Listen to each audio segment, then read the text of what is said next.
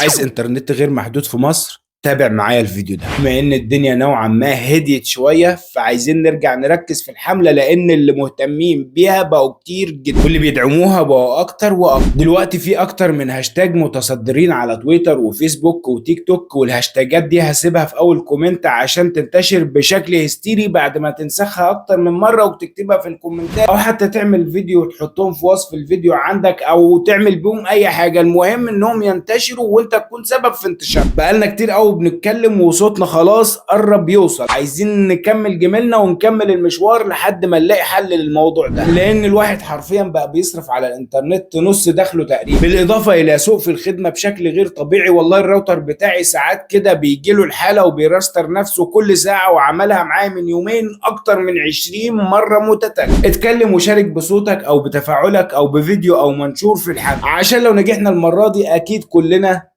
هنستفاد. واكيد أنا مش طالع اعمل فيديو عشان دي مشكله بتقابلنا لوحدي، انا طالع اعمل الفيديو عشان دي مشكله بتقابل ناس كتير جدا، وبدليل ان الهاشتاج اتصدر في ايام قليله جدا وفي وقت اساسا الدنيا كانت مقلوبه. تابعني واعمل لايك وشير الفيديو ده، واكتب الهاشتاج كتير في الكومنتات، وصل على النبي.